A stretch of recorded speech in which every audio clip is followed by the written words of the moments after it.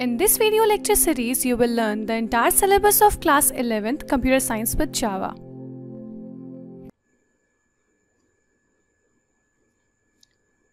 Welcome in lecture 2, and our today's topic is number conversion from data representation.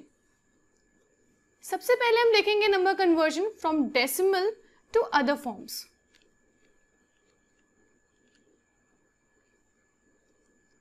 Number conversion में क्या होता है, एक नंबर हम लिखते हैं, एग्जाम्पल लेते हैं 54.375.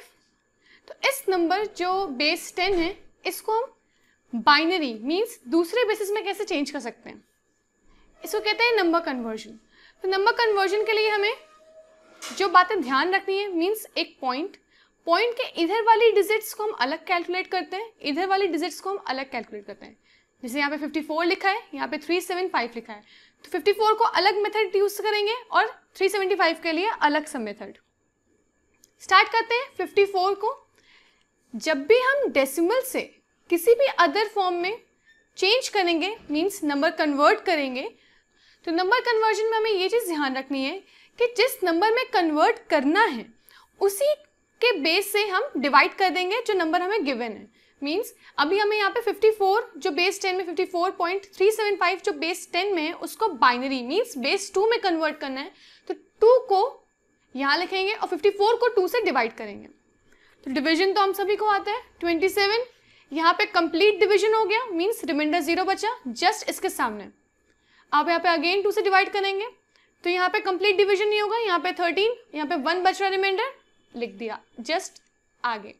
तो जिसका जो रिमाइंडर होगा उसके जस्ट सामने लिखा जाएगा. 2 से अगेन डिवाइड किया 6, अगेन रिमाइंडर बचा 1 लिख दिया इसके सामने.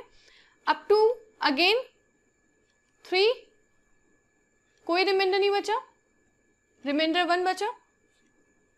अब यहाँ पे दो तरीके, चाहे तो आप यहाँ पे ही छोड़ दें और यहाँ से उठाएं वैल्यूज और टॉप तक लेके जाएं.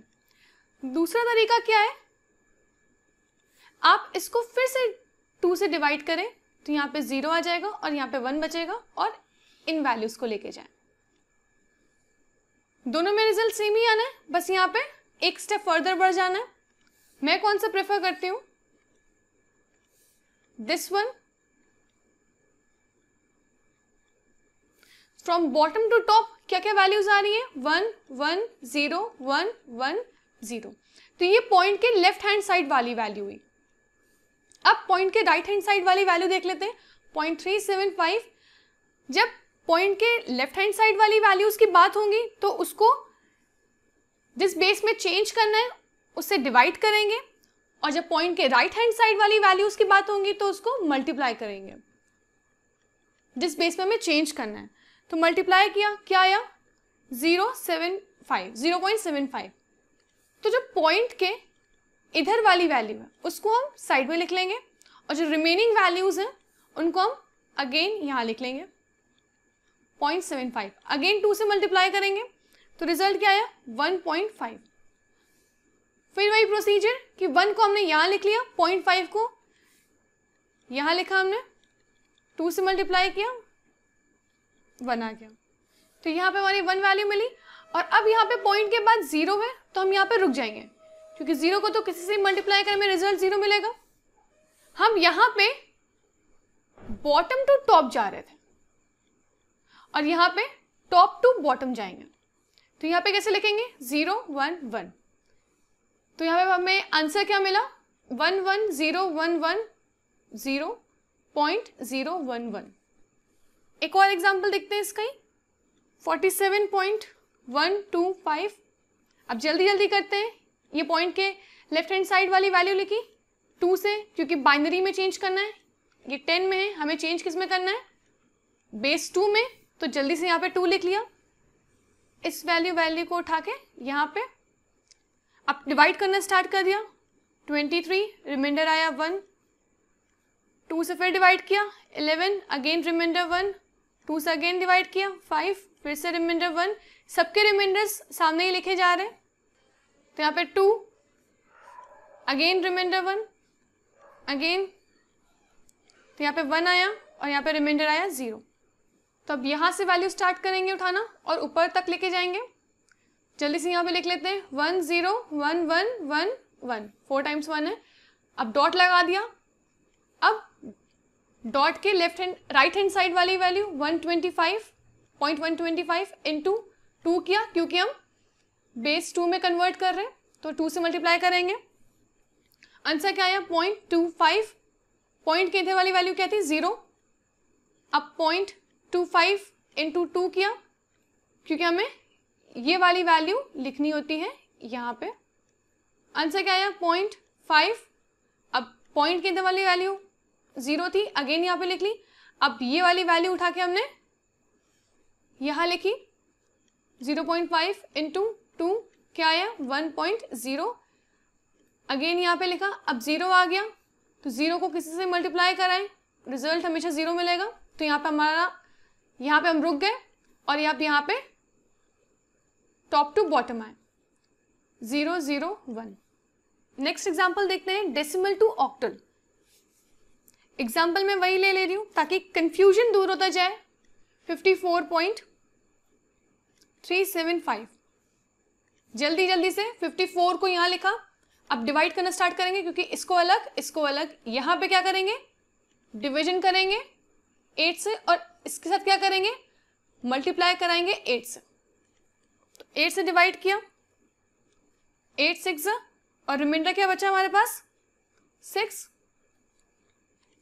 बहुत इजी था, यहाँ से वैल्यूज उठाई यहाँ तक लेके गए तो क्या क्या हमारे पास आया 6 6। अब पॉइंट के बाद वाली डिजिट देखते हैं 375, इसको मल्टीप्लाई कराए 8 से, रिजल्ट आया 3। तो आंसर में हमारे पास क्या आया ऑक्टल में चेंज करने के लिए 66.3। बेस लगाना ना भूलें, अगर ये चीज लिखना भूल गए तो क्वेश्चन गलत हो जाएगा। नेक्स्ट एग्जांपल देखते हैं 47.125। जल्दी से 47 को यहां लिखा हमने, 8 से डिवाइड करना स्टार्ट कर दिया तो 8 5 और यहाँ पे रिमाइंडर क्या बचा 7, और यहाँ पे 0.125 को लिखा इनटू क्या 8, तो 1 आ गया 1.0, तो 1 को हमने यहाँ लिख दिया। तो बहुत इजी था, यहाँ से लेके गए यहाँ पे और यहाँ से लेकर आए यहाँ पे, तो यहाँ पे तो एक ही वैल्यू थी। तो ये जो बेस 10 में था इसको कन्वर्ट करना था बेस 8 में, तो क्या आया 57.1 बेस 8। नेक्स्ट हम देखते हैं डेसिमल टू हेक्साडेसिमल। हेक्साडेसिमल में पहले याद रखना है 0 to 9 and 8 to F character से यूज होते हैं। ऑक्टल में क्या क्या यूज होते थे 0 to 7, और बाइनरी में क्या क्या यूज होते थे 0 and 1। एग्जाम्पल हमारा अभी भी सेम रहेगा 54.375 बेस 10 कन्वर्ट करना है बेस 16 में। 54 लिखा, अब डिवाइड करना स्टार्ट किया, किस में कन्वर्ट करना है हेक्साडेसिमल में। हेक्साडेसिमल क्या होता है पावर ऑफ 16, यहाँ पे लिख दिया 16 3 6। तो अब यहाँ से वैल्यूज उठाई और ऊपर लेके गए फ्रॉम बॉटम टू टॉप 36 आ गया, डॉट लगा दिया। अब पॉइंट के बाद वाली वैल्यू 375 इंटू 16, रिजल्ट क्या आया हमारे पास 6। सीधे सीधे यहाँ पे 6 लिख दिया। Next example 47.125 base 10 into hexadecimal. 47 को लिखा, अगेन 10 से 16 में कन्वर्ट करना है, 10 से 16 में। 10 से किसी को भी किसी और फॉर्म में चेंज करेंगे तो जिसमें चेंज करना है उसको उठा के यहाँ लिख देंगे और सॉल्व करना शुरू कर देंगे। तो क्या आया 2 15, रिमाइंडर था 15। अब यहाँ पे याद रखना है कि हम 15 नहीं लिख सकते। क्या यहाँ पे कहीं 15 आ रहा है, नहीं, यहाँ पे A to F आ रहा है। A की वैल्यू होती है 10 और F की वैल्यू होती है 15। इन बिटवीन में लेटर्स होते हैं A to 15, 10 to 15। तो अब यहाँ पे 15 की वैल्यू क्या है F, तो यहाँ पे 15 ना लिखे हम यहाँ पे रिमाइंडर F लिखेंगे। अगेन यहाँ से वैल्यू लेके जाएं, यहाँ पे क्या आया 2F, डॉट लगाया 0.125 इंटू 16 किया, रिजल्ट क्या आया 2.0। तो इधर वाली वैल्यू क्या है 2, यहाँ पे एज इट इज 2 लिख दिया। अब एग्जाम्पल देखते हैं कुछ ऐसे डेसिमल नंबर्स का जो टर्मिनेट आसानी से नहीं हो रहे हैं, मीन्स पॉइंट के बाद हमेशा हमें 0 0 नहीं मिल रहा ताकि हम इसको फर्दर एग्जीक्यूट ना करें, और स्टॉपेज हमें नहीं मिल रहा है कि हम कहाँ पर रुकें। जैसे कि 0.37 बेस 10 है, अगर हम इसको हेक्साडेसिमल में बदलना चाहें, 0.37 है, पॉइंट के बाद के डिजिट है, तो क्या करना होता है, मल्टीप्लाई करना होता है। तो 0.37 को अगर 16 से मल्टीप्लाई किया तो रिजल्ट क्या आया हमारे पास, 5.92। तो अब पॉइंट के इधर वाली डिजिट क्या है, 5, हमने यहाँ पे लिख दिया 5, और 0.92 को अगेन यहाँ लिखा, 16 से मल्टीप्लाई किया, रिजल्ट हमारे पास क्या आया, 14.72। अगेन हमें 14 को यहाँ लिखना है, पर हम 14 नहीं लिख सकते, क्या लिखेंगे, E, क्योंकि E की वैल्यू क्या होती है, A equals to 10, B, C, D, E, F, ये 5 अल्फाबेट ही यूज होते हैं हेक्साडेसिमल में। 14 की वैल्यू क्या है, E, यहाँ पे मैंने E लिखा। अब अगेन 0.72 को मल्टीप्लाई किया हमने 16 से, रिजल्ट में आया 11.52। यहाँ पे 11 नहीं लिख सकते, क्या लिखेंगे इसके प्लेस पे, B, 0.52 लिखा, इंटू 16 किया, आया 8.32। अब आप ये देख रहे हैं कि ये टर्मिनेट हो ही नहीं रहा, ये इनफाइनाइट तक में भी कहीं जाके टर्मिनेट हो, पर हम इतनी वैल्यूज क्यों निकालें।